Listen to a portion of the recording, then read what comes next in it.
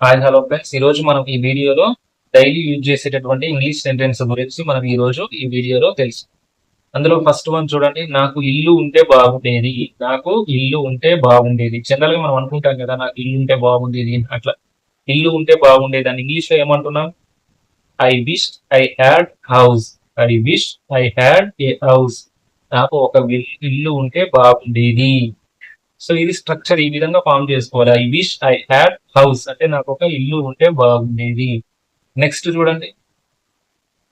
నాకు డబ్బు ఉంటే బాగుండేది అంటే జనరల్ గా వాళ్ళ వాడుతుంటాం కదా సెంటెన్స్. నాకు డబ్బు ఉంటే బాగుండేది, ఆ బిల్డింగ్ కొనుక్కునేది, ఆ భూమి కొనుక్కునేది, అట్లా హ్యాపీగా ఉండేవాడిని అనుకుంటాం కదా. డబ్బు ఉంటే బాగుండేది అంటే దాని ఇంగ్లీష్ లో ఏమంటున్నాం మనం?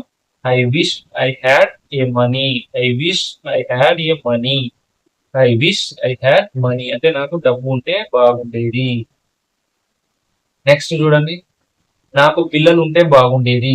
జనరల్ గా మ్యారేజ్ అయ్యి కొంతమంది పిల్లలు లేకుంటే అలాంటి వాళ్ళు ఉంటారు కదా, వాళ్ళ నాకు కూడా పిల్లలు ఉంటే బాగుండేది అనుకుంటారు కదా. సో అట్లా దాన్ని ఇంగ్లీష్ లో ఏమంటున్నాం? I wish I had a childrens. I wish I had a childrens అంటే నాకు పిల్లలు ఉంటే బాగుండేది. నెక్స్ట్ చూడండి. నాకు భూమి ఉంటే బాగుండేది. నాకు భూమి ఉంటే బాగుండేది అంటే ఇదివరకు మనకు తెలియక ల్యాండ్ వాల్యూస్ అనేవి తెలియకుంటే మనం ల్యాండ్స్ అనేవి అమ్ముకునేది. ఇదివరకు సెలవు ఒక 1500, 2000, 30,000, 40,000 భూములు అమ్ముకునే వాళ్ళు. ఇప్పుడు ఒక ఎకరం ఎంత ఉందని కోట్లలో ఉండేది. సో అట్లా అనుకుంటాం మనకు కూడా భూమి ఉంటే బాగుండు, మంచి ఇలా సంబంధం చేసేవారు అట్లా. ల్యాండ్ ఉంటే ఇట్లా అనుకుంటారు కదా చాలా మంది అట్లా. నాకు భూమి ఉంటే బాగుండేది అంటే ఇంగ్లీష్ లో ఏమంటున్నావు? I wish I had A land. I wish I had A land. Next. నాకు అందం ఉంటే బాగుండేది. నేను అందంగా ఉంటే బాగుండేది అని చాలా మంది అనుకుంటారు కదా జనరల్ గా. సో దాని గురించి చూసినట్లయితే నాకు అందం ఉంటే బాగుండేది. దాని ఇంగ్లీష్ లో ఏమంటున్నాం? I wish I had a beauty. I wish I had beauty. నేను అందంగా ఉంటే బాగుండేది. నెక్స్ట్ చూడండి, ఒక సెంటెన్స్ అనేది ఇక్కడ ఎట్లా ఫామ్ అయింది? ఐ విష్ ఐ హ్యాడ్ తోటి స్ట్రక్చర్ అనేది చేంజ్ అయ్యింది. నెక్స్ట్ హౌస్ వచ్చింది, తర్వాత ఏమొచ్చింది? మనీ వచ్చింది, తర్వాత చిల్డ్రన్ వచ్చింది, తర్వాత బ్యూటీ వచ్చింది, ల్యాండ్ అనేది జస్ట్ వర్డ్స్ మాత్రమే చేంజ్ అవుతున్నాయి. ఐ విష్ ఐ హ్యాడ్ అనేది సేమ్ ఉంటుంది. సో నాకు ఇల్లు ఉండేది అంటే ఇల్లు ఉంటే బాగుండేది అంటే I wish I had house అట్లా. చూడండి స్ట్రక్చర్ ఇట్లా ఈ విధమైన స్ట్రక్చర్ ఉన్నప్పుడు మనం ఏం చేసుకోవాలంటే ఈ ఒక స్ట్రక్చర్ గుర్తుపెట్టుకోవాలి. నాకు ఇల్లు ఉంటే బాగుండేది, నాకు భూమి ఉంటే బాగుండేది, నాకు కార్ ఉంటే బాగుండేది, నాకు బైక్ ఉంటే బాగుండేది, నాకు తమ్ముళ్ళు లేరు కాబట్టి తమ్ముడు ఉంటే బాగుండేది ఇట్లా అనుకుంటాం కదా. సో చాలా సార్లు అనుకుంటాం నాకు కొత్త ఫోన్ ఉంటే బాగుండేది అట్లా అనుకుంటాం కదా. అట్లా వాటికి సంబంధించి ఏముంది structure? I wish I had a house అంటే నాకు ఇల్లు ఉంటే బాగుండేది అట్లా. ఒక స్ట్రక్చర్ అనేది ఇప్పుడు వచ్చేసింది మీకు. ఐ విష్ ఐ హ్యాడ్ అనే స్ట్రక్చర్ వచ్చేసింది. దీన్ని బట్టి మనం సెంటెన్సెస్ ఒకటి కాదు 100 ఇప్పుడు కూర్చొని రాస్తే 100, 150 పదాలు ఇక్కడ రావాలి. 1 by 1 చేంజ్ చేసుకుంటా వర్డ్స్ అనేవి రాసుకోవచ్చు. ఇట్లా నేర్చుకుంటే ఇంగ్లీష్ అనేది మనకు పర్ఫెక్ట్ వేలో వస్తుంది. అంతేగాని ఏదో ఒక 4 వర్డ్స్, అయ్యో 2 వర్డ్స్, ఇయో 2 వర్డ్స్ తీసుకొచ్చి ప్రెసెంట్ టెన్స్ ఇయో 2, పాస్ట్ టెన్స్ ఇయో 2, నెక్స్ట్ నార్మల్ గా ప్రిపోజిషన్స్ 2 అవన్నీ కలిపి ఒక వీడియో చేసుకొని చూస్తే ఇంగ్లీష్ అయితే రాదు. ప్రాపర్ వేలో నేర్చుకుంటేనే ప్రాపర్ వేలో వస్తుంది. నేర్చుకోవడం కంటే తర్వాత నేర్చుకున్నది మాట్లాడాలి. ఎన్ని రోజులైనా మాట్లాడితేనే ఇంగ్లీష్ అనేది రావడం జరుగుతుంది. నేర్చుకుని రాసుకుంటా పోతాం బట్ ఇంగ్లీష్ అంటే ఒక అవగాహన ఉంటుంది కానీ మాట్లాడడం రాదు. తప్పు రైట్ మాట్లాడుతూనే ఉంటారు ఇంగ్లీష్. మాట్లాడితేనే మనకు రావడం జరుగుతుంది. సో నెక్స్ట్ చూడండి. నాకు ఒక మంచి స్నేహితుడు ఉంటే బాగుంటుంది అంటే అవసరానికి డబ్బులు ఇచ్చి, బైక్ ఇచ్చి, వాడు హెల్ప్ చేస్తూ ఉంటాడు. నాకు ఒక మంచి స్నేహితుడు ఉంటే బాగుండేది అనుకుంటాం కదా జనరల్ గా. నాకు ఒక మంచి స్నేహితుడు ఉంటే బాగుండేది అంటే దాని ఇంగ్లీష్ లో ఏమంటున్నాం చూడండి. I wish I had a good friend. I wish I had good friend. నాకు ఒక మంచి ఫ్రెండ్ ఉంటే బాగుండేది. నెక్స్ట్. నాకు ఒక బైక్ ఉంటే బాగుండేది.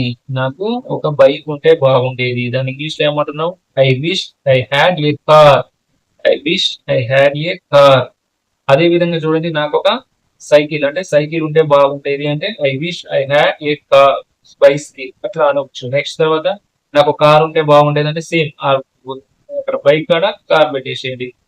నెక్స్ట్ తర్వాత బైక్ తీసేసి అందులో సైకిల్ పెట్టి నెక్స్ట్ అది సెంటెన్స్ ఫామ్ చేయండి. ఇప్పుడు దాని ఒక్క దాని మీదనే మనం ఎన్నో రకాలైనటువంటి సెంటెన్సెస్ ఫామ్ చేయొచ్చు. ఇప్పుడు చూడండి. నాకు బైక్ ఉంటే బాగుండేది. I wish I had A bike.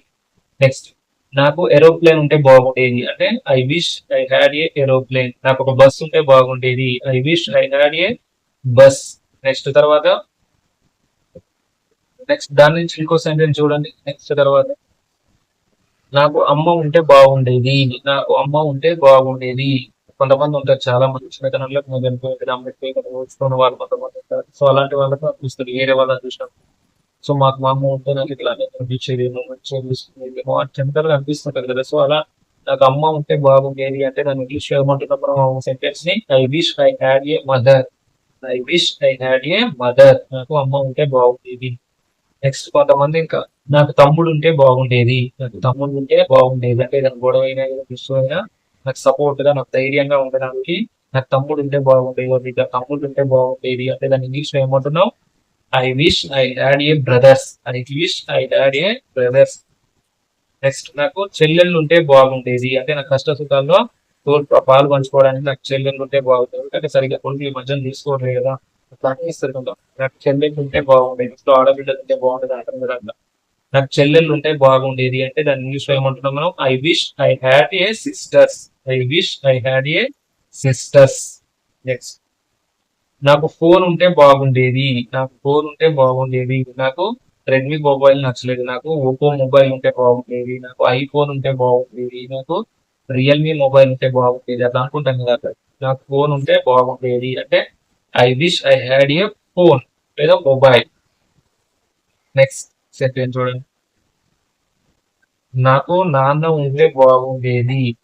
I wish I had father. నాకు నాన్న ఉంటే బాగుండేది. నెక్స్ట్ సెంటెన్స్ నాకు జాబ్ ఉంటే అంటే నాకు ఉద్యోగం ఉంటే బాగుండేది. నార్మల్ గా అనుకుంటాం కదా, ఇంత ఖాళీ ఉండకుంటే నాకు ఉద్యోగం ఉంటే బాగుండేది. నెలతో సంపాదించుకొని మంచిగా తీసుకొని మంచిగా అర్థం కదా అట్లా. నాకు ఉద్యోగం ఉంటే బాగుండేది అంటే I wish I had A job. I wish I had A job. Next last and final గా ఒక క్వశ్చన్ అంటే నాకు లవర్ ఉంటే బాగుండేది. దాన్ని ఇంగ్లీష్ లో ఏమంటారో మీరు కింద కామెంట్.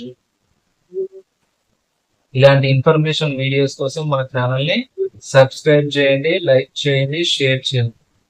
సో ఇట్లా స్ట్రక్చర్ వైజ్ గా నేర్చుకుంటే మనకి ఇంగ్లీష్ అనేది పర్ఫెక్ట్ వేలో వస్తుంటది. ఎందుకంటే ఇంగ్లీష్ అనేది నేర్చుకోవాలంటే అయ్యో ఈ ఒక 4 పదాలు, అల్ల 4 పదాలు, ఫ్రెండ్స్, బ్రదర్, ఫ్రెండ్స్, అయ్యో 2 ఇయో 2 నేర్చుకుంటారు. స్ట్రక్చర్ వైజ్ గా ఇందులో స్ట్రక్చర్ ఏమొచ్చింది, ఐ విష్ ఐ హ్యాడ్ వచ్చింది. తర్వాతనే మనకు వర్డ్స్ అనేది చేంజ్ అవుతుంది. జాబ్ అనేది అంటే జాబ్ పేరు ఉంటే బాగుంటుంది, జాబ్ అడిగి. నెక్స్ట్ తర్వాత లవ్, నెక్స్ట్ అందం ఉంటే అట్లా ఒక్కొక్క విధంగా మనకి ఇందులో రావడం జరిగింది. అవన్నీ 1 by 1 స్ట్రక్చర్ గా మనం నేర్చుకుంటే సింపుల్ వేలో ఇంగ్లీష్ అనేది రావడానికి అవకాశం ఉంటుంది. ఇలాంటి ఇన్ఫర్మేషన్ వీడియోస్ కోసం మన ఛానల్ సబ్స్క్రైబ్ చేయండి, లైక్ చేయండి.